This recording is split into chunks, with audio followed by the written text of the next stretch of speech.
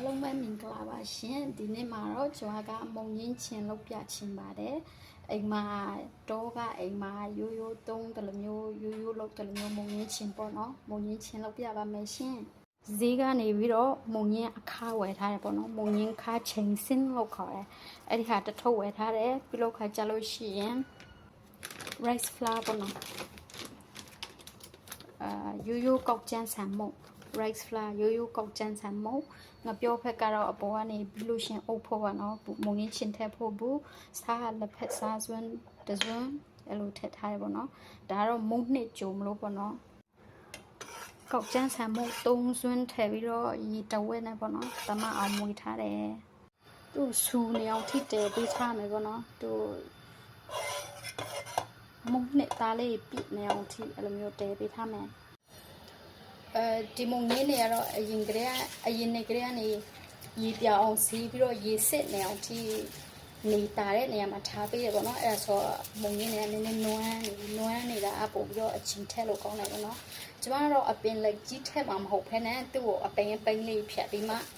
မုံရင်းချင်းစားရခါကြလို့ရှင်ဖြတ်ဆရာမလို့ပဲနဲ့သူကတူခွတ်ထဲကိုကောစားမုံရင်းချင်းစားခါကြလို့ရှင်ဖြတ်ဆရာမလို့ပဲနဲ့တခါလေးဖြတ်ပြီးသားလုံးမယ်ဆိုအလုံးမရှုပ်တော့ဘူးပေါ့နော်ကျမတော့အဲ့လောက်ထိဖြတ်လိုက်တဲ့တခါစားစီပေါ့နော်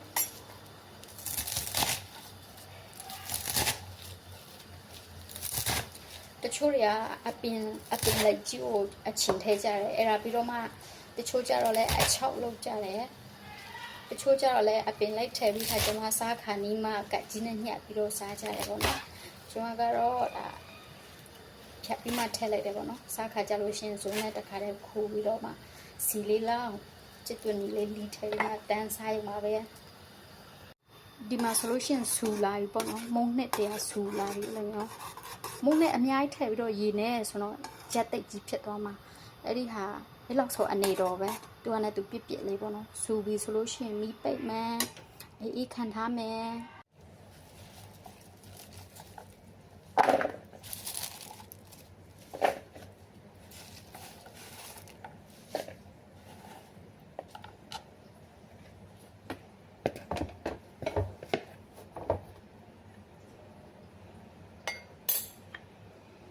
အဲ့ပြီးတော့ခဏနေစားအကုန်ထည့်မယ်ပေါ့နော်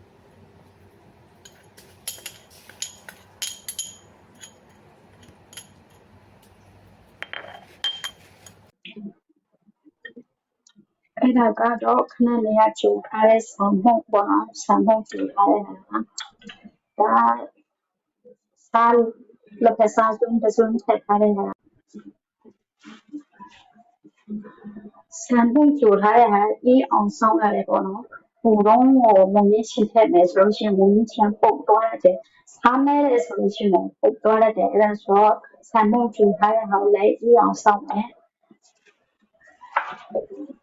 ဒီလိုရှိရင်စားကိုနောက်ခက်လက်ဖက်စားစွန်းတစွန်းပို့ထည့်မယ်ပေါ့နော်အဲ့ဒါဆိုရင်ဆူဆူအောင်စားပြီးဆွေးဖြစ်မှာ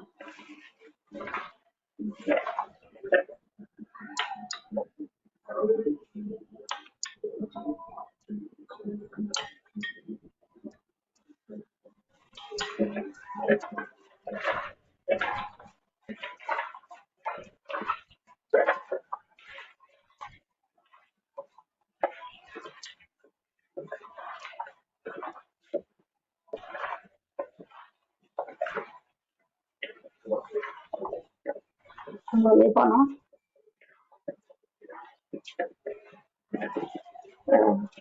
ချက်ချုံကြီးဖြစ်နေဆိုဆူဆူလေးဖြစ်အောင်ခဏနေရေတစ်ခွက်ကိုမုံချိုရဲထည့်ထားတဲ့ကျန်တဲ့တဝက်ကိုရေနည်းနည်းထည့်မယ်ပေါ့နော်ရေနည်းနည်းထည့်လို့ချက်နေမယ်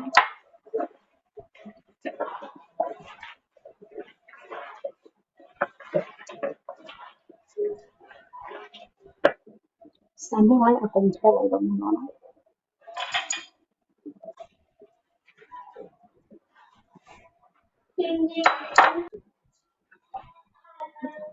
那个是一本切来的吗？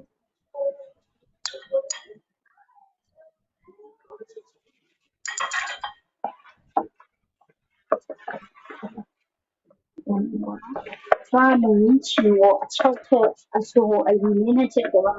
အဲ့တော့ကျန်တဲ့ရေတွေကိုလည်းအကုန်ထည့်လိုက်မယ်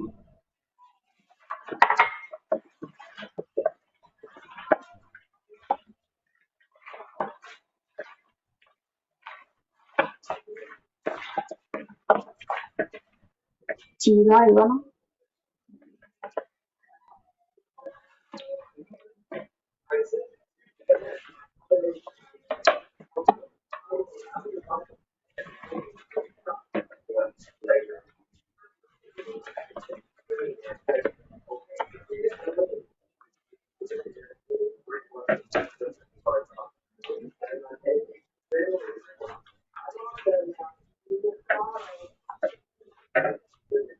ဒီလိုမျိုးပေါ့နော်အရေးကတော့နောက်မှဖြစ်တော့တစ်ချက်ဥက္က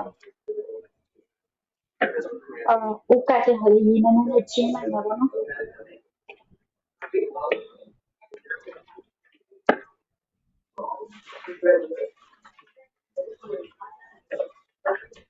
ဒီချင်းခက်လိုက်ပြီ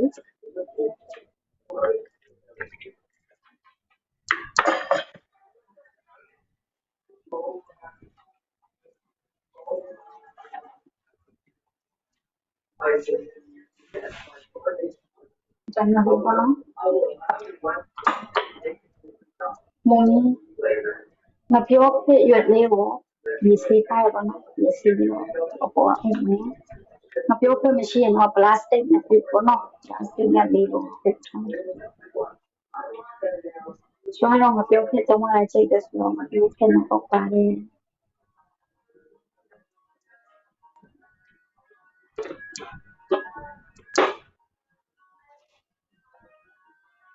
这官方那边呢，啥都有一个呢，